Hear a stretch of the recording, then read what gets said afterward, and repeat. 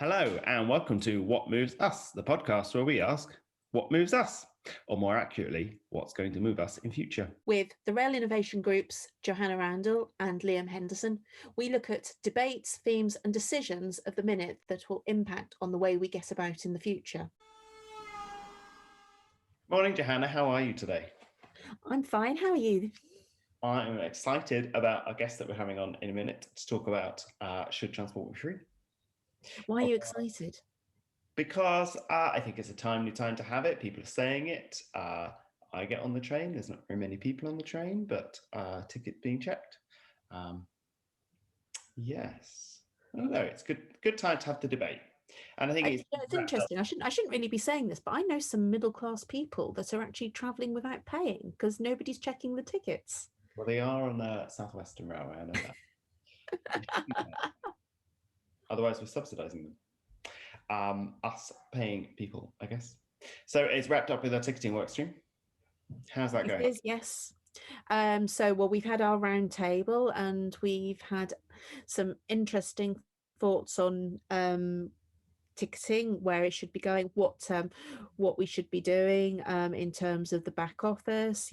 Obviously the debate about whether transport should be free, but I think everybody is of the thought that today's ticketing is not fit for purpose, as blatant as that, and we need to be moving to more of an integrated smart ticketing system that more meets the needs of current travellers, or even future travellers, should say, given where we are, rather than a moment in time in the 1990s, which is what our system is designed to meet. Let's introduce our guests for today, shall we? We have joining us Gareth Hawkins, Commercial Director of Transportation at Revenue Analytics, and we have Hayden Sutherland, founder of the Open Transport Initiative.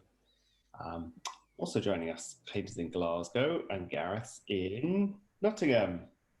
Look at them there, ready to do battle. So we asked these two because we had our workshop last week where there were slightly differing views. So we thought we'd get them together in an intense place under pressure on a podcast, because then we'd get them to say far more about their reasons for proposing or not proposing free transport. So I guess Gareth and Hayden, do you want to just do a quick, more detailed intro if you want? Sure.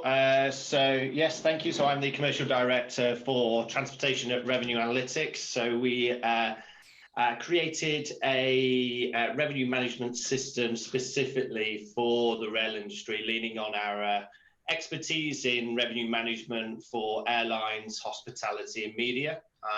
So we're looking to take advantage of some of the big changes that have happened in rail in the form of RAS2 to turn from leg level pricing to journey level pricing. And looking forward to having a debate on whether we should offer free travel for the rail industry. Sensing no, considering you have a solution for paying for charging. Yeah, I would like to keep my job for the next few months. So hopefully listeners aren't swayed too much by Hayden's view. Hayden? Thank you very much. Thank you, Liam. Thank you, Gareth. And thank you, Johanna, for letting me loose on your podcast yet again. I'm founder of an initiative called the Open Transport Initiative, which is all around using open standards and open data sharing APIs to create the open banking for transport. In other words, interoperability and data sharing amongst transport and mobility accounts. So it's trying to move data and account sharing of customers into the 21st century. Now, if I could start with Hayden, what you described is you talked about a way of charging for transport interoperably. So why on earth would you be proposing not to charge people? It was born out. The reason why we talked about it and the reason why we brought it up here is I was being slightly cantankerous and slightly challenging in order to mobilize debate. So if any of my fee-paying clients are listening to your podcast right now, I am deliberately taking a view, of course, just a perspective to facilitate debate and get this going. But there has been a move in the transport industry in different parts across Europe, in different countries and different places, to carry out tests, as we say, sort of carry out a move to facilitating more and more free transport. So what I think we should do is, I mean, my suggestion is we should consider transport as a basic utility, the same way that you have universal basic income. I think we should have universal basic mobility. And therefore, if we provide for people, universal basic income, why can't we do the same for transport? And why shouldn't, therefore, transport be free to those that need it? It is, if you use your legs. Yes. So expand on that idea. What do you mean by universal basic mobility? Because I think in terms of what some of the places that, because I don't think free transport is a new concept. I mean, quite a lot of European companies have been, countries have been playing around with this for 15, 20 years. Small places in Belgium where transport pricing became unviable because otherwise they were going to lose their public transport. Obviously, Estonia have been trying it in Tallinn, and they Luxembourg have been trying it, and I think also places in China are quite interested in it. Some of the bigger cities, Chengdu, because they've got big congestion problems. So what do you mean by universal basic mobility? So so there is two views. One of the view is you make absolutely all public transport free. And that is a huge step, and one could argue that by doing that, it makes public transport, and I would say public transport that is moving towards a net zero aim free, pulling people out of cars, pulling people out of carbon emitting vehicles, make them free.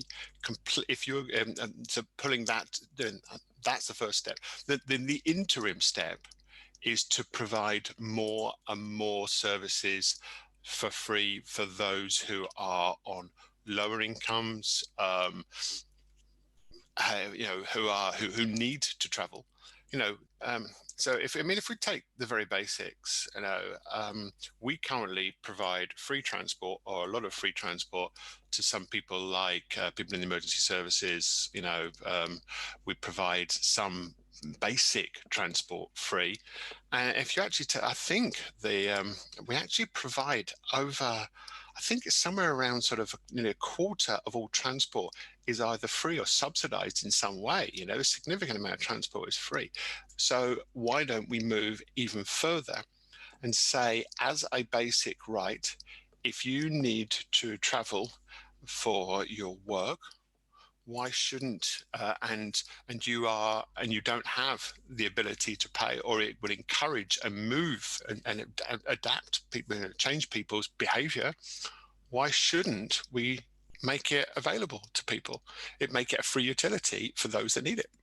So there's a two steps. There's one is absolutely free, and the other one is free for students, free for over 50s, free for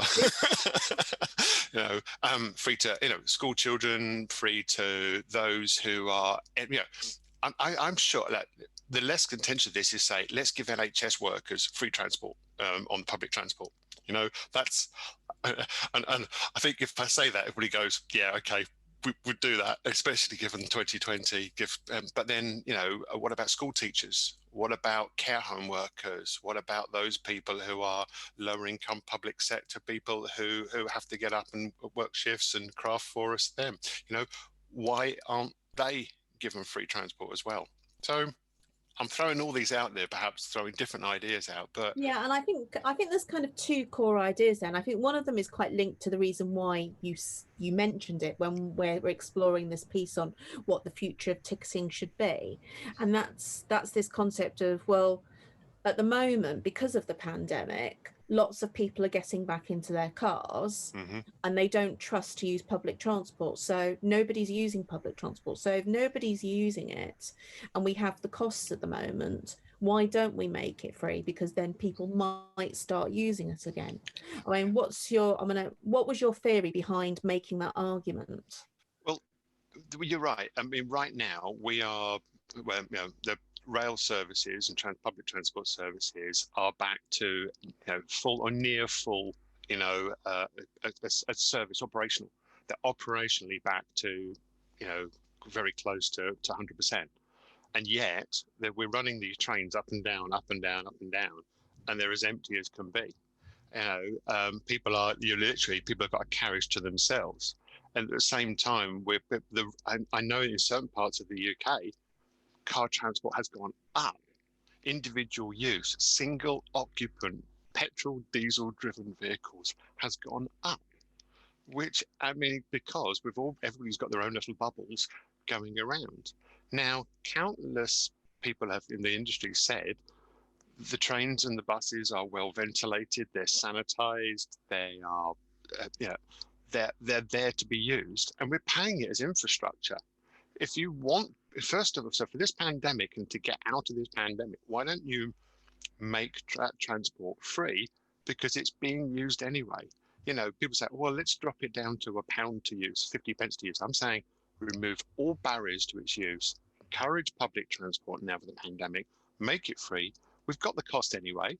We're running trains up and down. They are clean. They are aired and ventilated. They are, they're not proven to be significant vectors of the pandemic. Let's encourage people out of those gas guzzling, mileage busting, four-wheel drive SUVs, and put them on the rail, put them on the buses where there's far more effective use of transport. I think given the announcement yesterday by the government on green transport and wanting to remove diesel and petrol cars, sooner than was originally planned by 2030 rather than 2040, this could be a good carrot to offer. But I think now is also a good time to bring Gareth in and ask him to make the case against why you wouldn't do this and why maybe revenue management tools might be more suitable to encouraging people back onto rail. Yeah, it's slightly different message to the last session we had, a little bit of a moonwalk from Hayden. But I think, you're right. The intention behind both of our messages is to just get people back on the rail network. In short term, I can't really argue with Hayden's point. The trains are running up and down the country and they're empty. So I think the challenge is no one actually knows if they're really that safe when you get masses of people going on the trains. You get the government's intention of telling us not to travel, maybe rightly so. So I think in the short term, offering an incentive to get people back on the train is a good idea. I think offering it free in the long term is not a good idea. Offering it to segments of people in the country can be challenging because you always get other segments who want to be included in that, and they'll argue as to why they're not being included in having free travel. And one of the biggest challenges that we see in the rail industry sort of pre-COVID is actually managing capacity.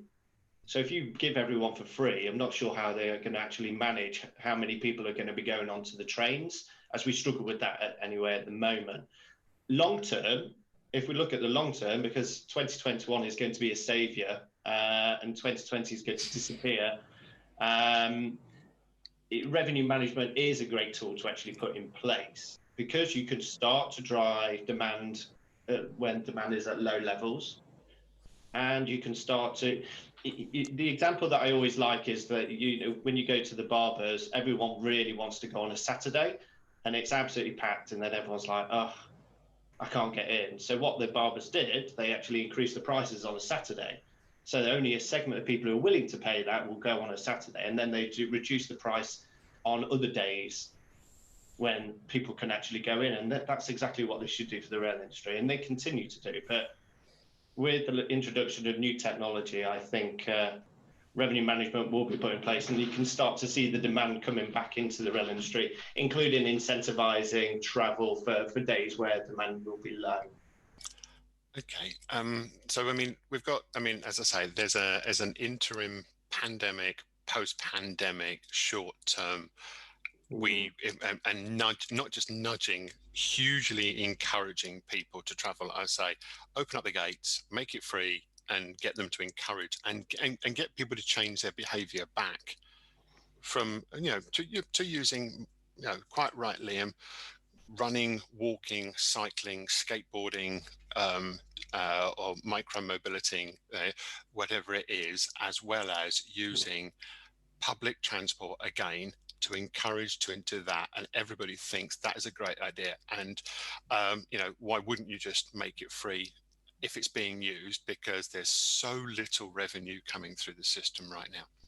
But then, okay, let's just take, if I may, then take the next theoretical step to a post-pandemic, hopefully a post-vaccinated, where everybody's immune response is now we're okay and we're all able to travel. The question is then, and Gareth is saying we shouldn't make it free. If I'm going to take the complete polar opposite opinion and say we should still use it, and price is because what I'm saying is we use cost or price of travel, the ticket price, as the way to manage the demand on the network. Now, is price the only factor we have to change people's behaviors on the network? And is that a case? Could we say it's quite a blunt instrument? What other factors are there to manipulate and change and nudge people's behaviors rather than price? I think it's quite an interesting point. And if you think about what we're actually doing right now, we're not meeting in person. We're on a Zoom call. Yeah. That is going to be the biggest challenge of us getting out of our comfort zones of being at home and using technology. I had an interesting conversation with someone who, a small world, the railway, someone I worked on a bid with a long time ago. And they put in as their bid that the biggest challenge for rail is technology in 1996. I mean, maybe they're the oracle, and they see things in the future better than us. But it's interesting that technology now, Zoom's improving all the time. The quality of it is improving. Teams is improving, and that's the biggest challenge I see is the rail industry. So offering it free might be an incentive to get people back and maybe start to sort of enjoy being part of, seeing people face to face, which I'm desperately looking forward to. But how do you reverse free? How do you start getting people giving something for free and then say, oh, it's the end of the pandemic, we can't afford to give you free anymore, we need to start charging you? And I think that's an odd mindset for people to accept. Yeah, but I mean, the price isn't the only lever to use. I mean, with modern technology, if you've got, there are some other means. I mean, let's take the real cantankerous view, the settlement and financial apportionment systems at the back end. One might even say running marketing and commercial teams. Heaven forbid I'm going to get slaughtered for this from clients. Running marketing and commercial teams, running settlement engines, running all these, charging, payment service providers taking 3, 4, 5, 6% of the transaction, affiliates taking a chunk, all the other systems that are used to control a very, very limited lever of demand is perhaps too much. And if we got rid of all that, what's the net reduction in the overall cost of managing of an organization, of the railways? Take that cost out and then use it to manage demand in some way else. Yes, sure. Perhaps use technology. Perhaps use it for demand management. Perhaps, you have to book the train. If you haven't booked it, you can't do it. Or try find some other lever otherwise, we're going to be back to the fact that low-cost airlines are going to be able to, it's going to cost you more for your coffee to queue up for your coffee in the queue for the low-cost airline than it does to fly from London to Glasgow, where it's 200 quid to go on the train. And quite frankly, that's bonkers. But you see that I think that's an interesting point that you bring in there, Hayden. Yeah, about the commercial teams and the cost, because if it does become a utility, where does the incentive come to improve the passenger experience? Or is it literally just a utility and you're getting a seat or a space on a train and there's no experience to it? It's just a way of getting A to B. Oh, I'm sorry, I wasn't perhaps saying you make it the cheapest thing possible and you make it just a wooden bench on a carriage. I'm saying that you can still have, in fact, you could perhaps say that rather than focusing on the commercialness of a public transport organisation, you could focus on the experience. And I would argue, sorry, my point with that would be that incentive would disappear if people weren't paying because their expectations would go down, and the public sector that was paying for it would say, "You be happy, you've got a train. Sit down, be quiet. You'd be happy, you've got a train for free."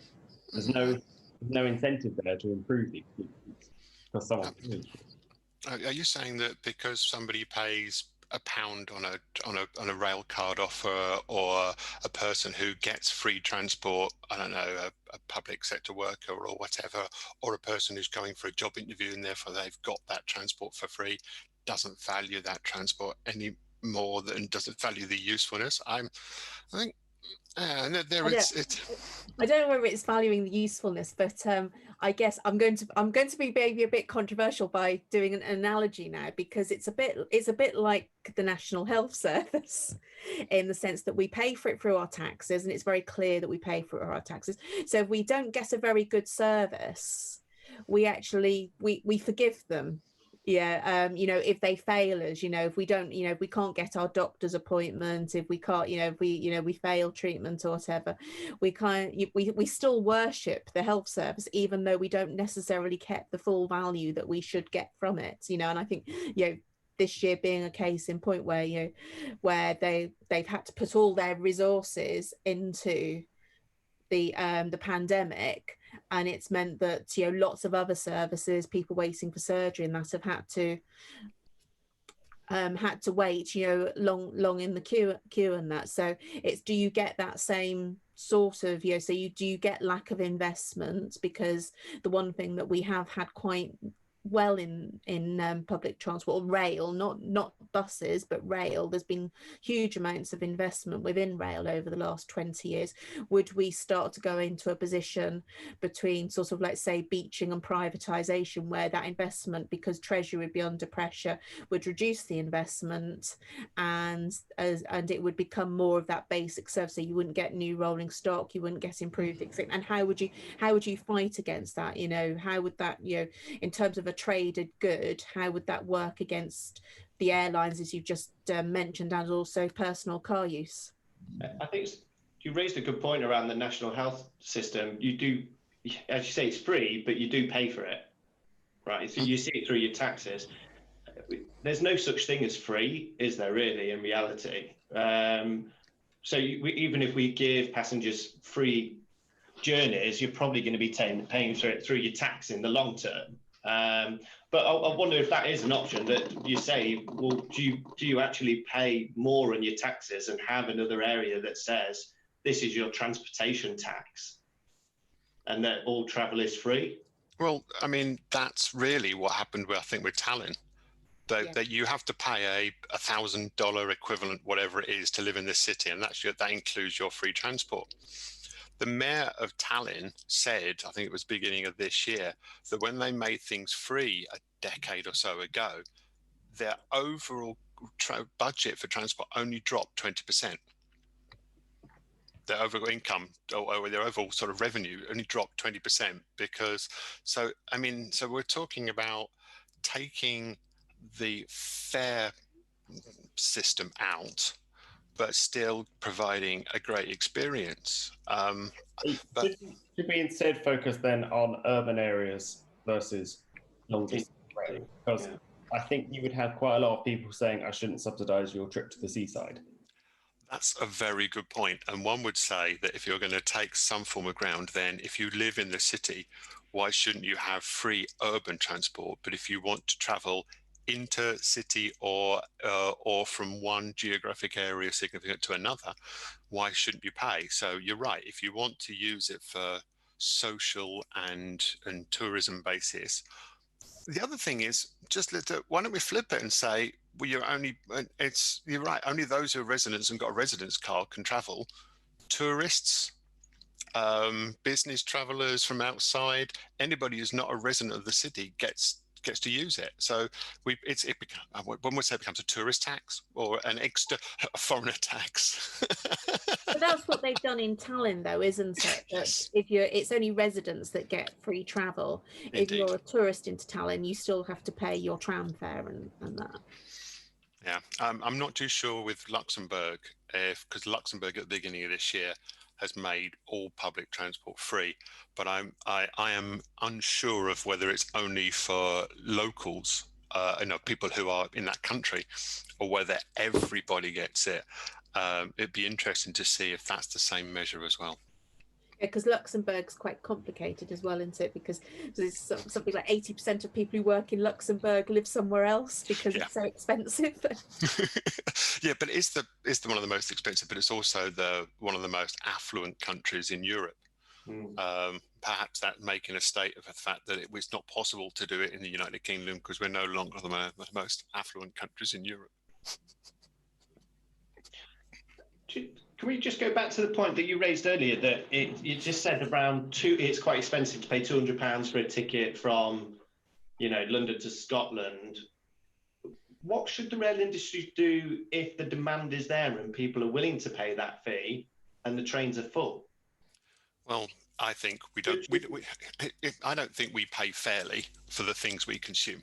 If you're running on why don't we pay more for a diesel train that pollutes more and kicks out more than if you're traveling on that, than if you're traveling on electrified, that's not contributing to the pollution of this planet and not taking us to a net zero? Why, why, when airlines are proven and the statistics are out there that their air travel after car travel, I think, although the air travel and car travel pollute the most for CO2, why aren't we paying for why don't people pay the most for those things that pollute more? In other words, why isn't airlines so significantly more taxed to make the rail seem more cheap? Well, it sounds like that you should have a movement fee, and the movement fee is based on carbon output. I would completely back that. So your car. Yeah, there's an interesting concept. So everything's free, but you have to pay to move. You pay to move depending on your pollutants. But then you have the unfair situation of commuters in the southeast of England would have a very low fare because it's all electric, and commuters in the north of England would pay a lot because they're all diesel. But that's nothing to do with their own choices. It's because the investment's not being put in for electric. But then maybe the government should also be fined for not investing. Gareth, to answer your question about my concern is not so much the revenue coming in. It's we are not taxing, or we are not making those industries that pay the most, that pollute the most, pay the most to reverse that. And if the rail, transport is between you have is between 20 to 30% of the CO2 output of a country in the Western world. Let's say 25% of all carbon emission comes from transport, and it's one of the single largest pollutants after major industry and other things like that. So we have a role to play in reducing that and taking it, maybe not just for us, maybe for the generations that come after us, and preserving this planet. So if we do that, why shouldn't we say, I don't know, you're free to travel on the transport network, but if it is a net zero form of transport, I think, you look at it like that, we would nudge people out. There would be an incentive to people to say, oh, I'm not going on the diesel train. I want to go on the electric train, and that's for free. It might take slightly slower or might have to go circuitous route, but I think habits would change significantly. Yeah, it's taken a slightly different turn to sort of damaging the world through carbon footprint. But yeah, I think the idea of adding any sort of carbon tax is a great idea, right, in the future. But I'm not sure how to respond to that, to be honest. I still can't see how free travel is going to work. I like the idea of it,